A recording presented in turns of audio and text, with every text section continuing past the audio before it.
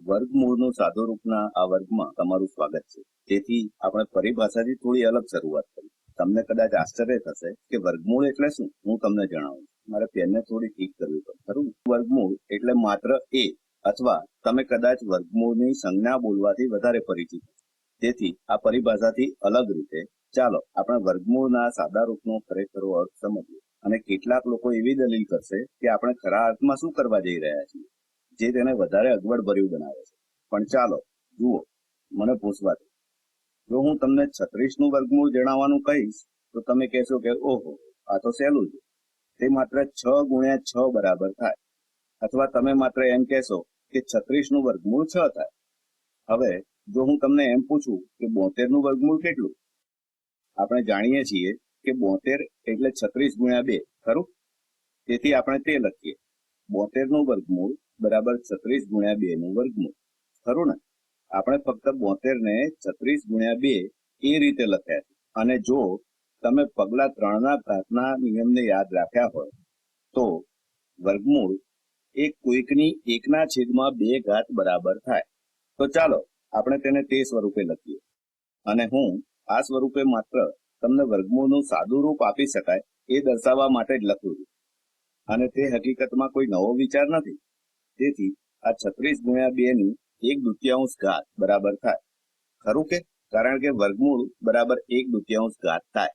અને આપણે ઘાતના નિયમથી જ શીખ્યા કે જ્યારે તમે બે સંખ્યાઓનો ગુણાકાર કરો અને તેની 1/2 ઘાત કરો, તે બરાબર છે દરેક સંખ્યાની 1/2 ઘાત કરીને તેનો ગુણાકાર કરવા બરાબર જ થાય, ખરું ને? તે બરોબર છે. તે 2 ના વર્ગમૂળના 36 વખત ગુણાકાર કરવા બરાબર જ થાય. અને આપણે 36 નું વર્ગમૂળ શું થાય તે મેળવી ચૂક્યા છીએ. તે 6.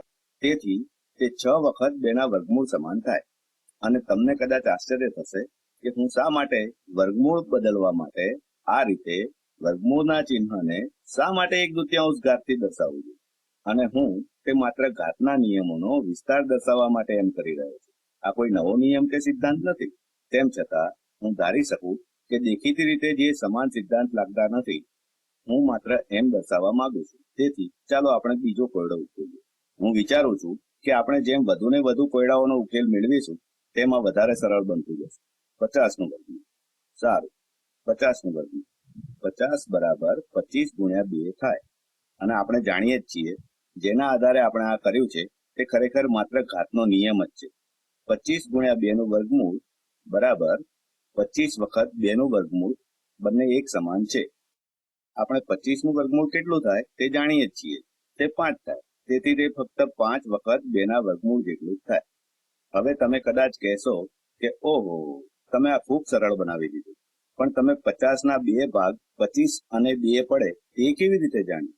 શા માટે હું 50 ના વર્ગમૂળને 5 ના અને 10 ના વર્ગમૂળ તરીકે ના લઈ શકું?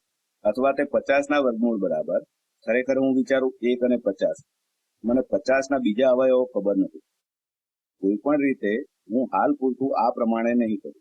શા માટે મેં 25 અને 2 લીધા? કારણ કે હું 50 નો એવો અવયવ શોધતો હતો કે જે સૌથી મોટો હોય અને પૂર્ણ વર્ગ પણ હોય. અને આ 25 છે.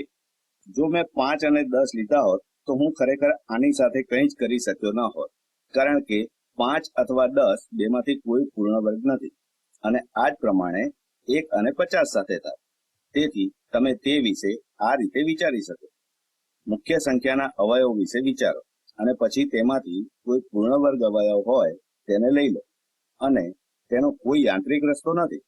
તમારે પૂર્ણ વર્ગને ઓળખતા શીખવું પડશે અને તમે કદાચ તેનાથી પરિચિત થઈ જશો, જેમ કે 1, 4, 9, 25 વગેરે વગેરે. અને કદાચ આમ કરવાથી તમે ખરેખર પૂર્ણ વર્ગને ઓળખતા થઈ જશો.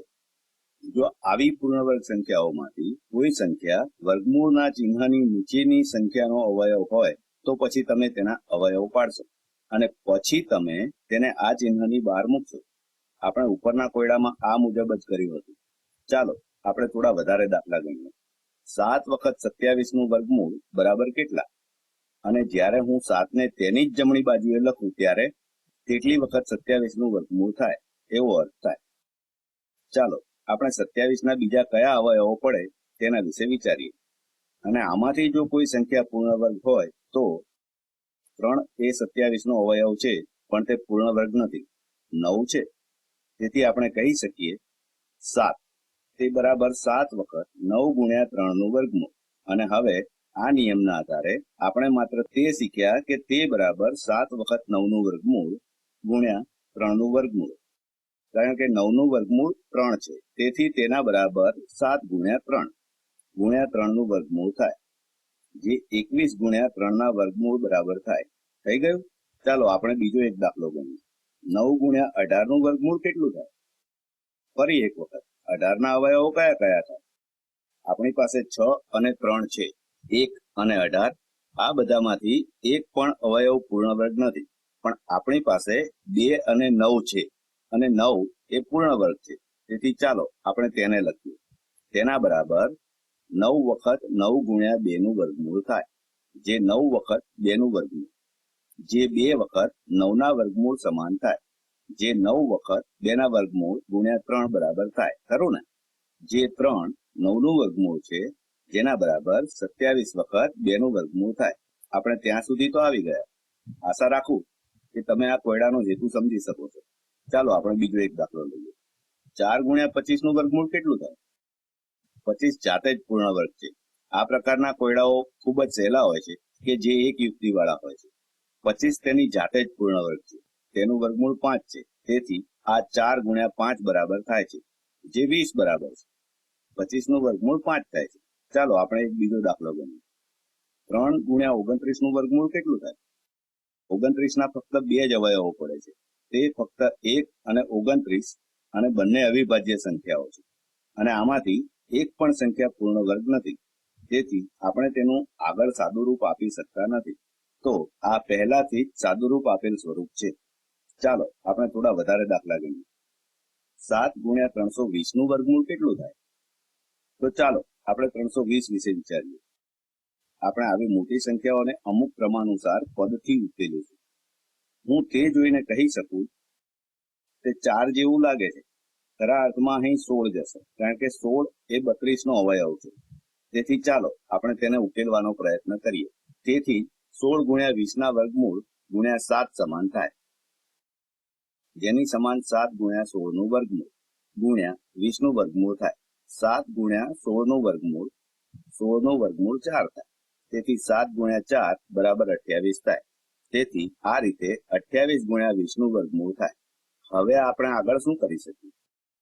ખરેખર હું વિચારું છું કે આપણે 20 ના હજુ વધારે અવયવો પાડી શકીએ, કારણ કે 20 બરાબર 4 ગુણ્યા 5 થાય. તેથી હું કહી શકું કે 28 ગુણ્યા 4 ગુણ્યા 5 નું વર્ગમૂળ બરાબર થાય 4 નું 2 થાય. તો તેને 2 ના વર્ગમૂળના ચિહ્નમાંથી બહાર લાવો, અને તે 56 ગુણ્યા 5 નું વર્ગમૂળ થશે. હું આશા રાખું છું કે તમે આ સમજી શકશો. અને આ એક ખૂબ જ સરળ પદ્ધતિ છે જે મેં અહીં કરી હતી. જ્યારે મેં 320 ને જોયા ત્યારે હું એ જાણતો નહોતો કે આમાં કયો સૌથી મોટો અંક પૂર્ણ વર્ગ હશે. 64 એ અહીં આપણને આ રીતે મળ્યો. પણ માત્ર સંખ્યા તરફ જુઓ. મેં કહ્યું હતું તે પ્રમાણે હું જાણતો હતો કે 4 ને લઈ શકીએ, તેથી મેં ફક્ત 4 ને જ લીધા. અને પછી કહો, ઓહો, 4 ગુણ્યા 80 સમાન છે, અને પછી મારે 80 ના અવયવો પાડવાના હતા. આ કેસમાં મેં 32 લીધા, અને તે મને ગમ્યા. તે 16 લેવા બરાબર છે, અને મેં પહેલા 16 ના અવયવો પાડ્યા.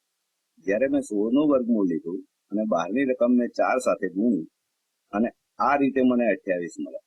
પણ પછી મેં અંદરની સંખ્યાને ઘટાડી અને બોલ્યો, વાહ, હજુ આ રકમને પૂર્ણ વર્ગ વડે ભાગી શકાય છે, હજુ તેને 4 વડે ભાગી શકાય છે. અને તે પ્રમાણે જ્યાં સુધી જરૂરી લાગી અવિભાજ્ય સંખ્યા કે એવી સંખ્યા જેને વધારે ઘટાડી શકાય નહીં ત્યાં સુધી કર્યું, અને તેને કોઈ અવિભાજ્ય નથી.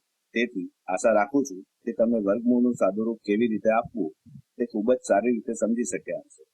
તે ફક્ત ઘાતના નિયમો કે જે તમે પહેલેથી જ શીખી ગયા છો તેનો વિસ્તાર જ છે. અને જેમ તમે આ વિભાગ પૂર્ણ કર્યો તેમ તમે ખૂબ જ સારી રીતે કરી શકશો. મજામાં રહો.